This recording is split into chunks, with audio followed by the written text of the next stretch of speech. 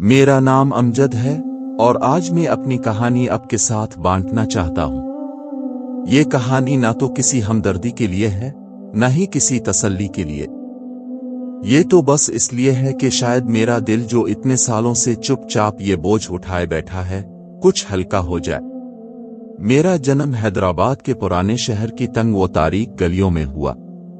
وہ گلیاں جن میں خواب کم اور حقیقت کی تلخیاں زیادہ ہوا کرتی تھیں۔ میرے والد ایک درزی تھے جن کے ہاتھ دن بھر سوئی دھاگے میں مصروف رہتے اور میرے لیے ہمیشہ ایک خواب سنوارنے کی کوشش کرتے۔ میری ماں ایک گھریلو خاتون تھیں جنہوں نے اپنے تمام ارمانوں کو ہماری خوشیوں کے لیے قربان کر دیا۔ ہم غریب تھے لیکن خوش تھے۔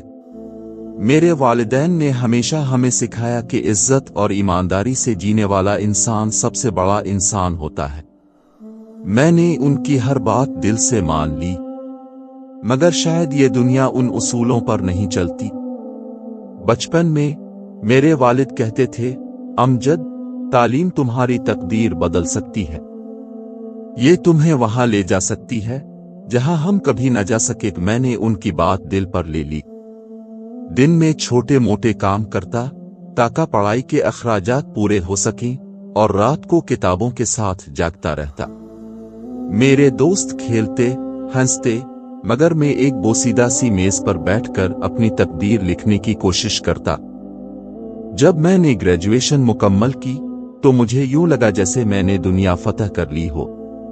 میرے والدین کی آنکھوں میں فخر کی روشنی دیکھ کر میری تمام محنت کا صلہ مل گیا، مگر یہ خوشی زیادہ دیر تک قائم نہ رہ سکی۔ گریجویشن کے بعد مجھے ایک چھوٹی سی کمپنی میں نوکری ملی۔ تنخواہ 25,000 روپے تھی، جو زیادہ نہیں تھی، مگر میں مطمئن تھا کہ اب میں اپنے والدین کا سہارا بن سکتا ہوں۔ ہمارا چھوٹا سا کرائے کا مکان ہی ہماری دنیا تھی۔ میں نے خود سے وعدہ کیا تھا کہ ایک دن جب میری آمدنی بڑھے گی تو میں اپنے والدین کے لیے ایک گھر خریدوں گا تاکہ انہیں وہ سکون ملے جس کے وہ حقدار ہیں۔ مگر پھر میری عمر 25 سال ہوئی اور میرے والدین نے میرے لیے رشتہ تلاش کرنا شروع کیا۔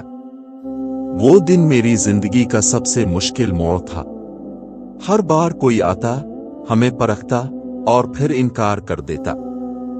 کبھی یہ کہا جاتا کہ لڑکے کی تنخواہ کم ہے، کبھی یہ کہ ہمارا اپنا گھر نہیں، کبھی یہ کہ پرانا شہر ہماری پہچان ہے۔ وہ ہمیں ہماری چیزوں سے ماپتے رہے، مگر کوئی یہ نہ دیکھ سکا کہ ہم نے کتنی راتیں جاگ کر اپنے خوابوں کے لیے محنت کی ہے۔ میرے والد، جو میری ہر کامیابی پر فخر کرتے تھے، آہستہ آہستہ خاموش ہو گئے۔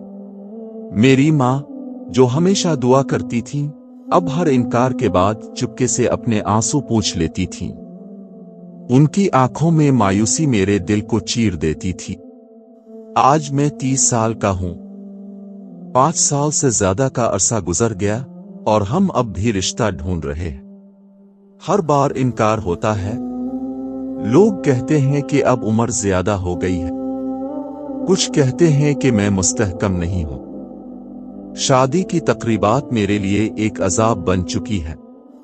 ہر دعوت نامہ ایک یاد دہانی ہوتی ہے کہ میرے پاس کیا نہیں ہے۔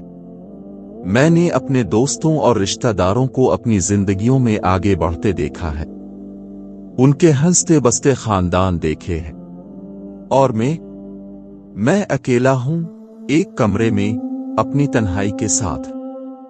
اکثر میں رات کو اللہ سے دعا کرتا ہوں، اللہ، کیا میں واقعی ناکافی ہوں؟ کیا میری محنت، میری ایمانداری اور میرا کردار کافی نہیں ہے؟ کیا میری قیمت صرف ان چیزوں سے ماپی جائے گی جو میرے پاس نہیں ہے؟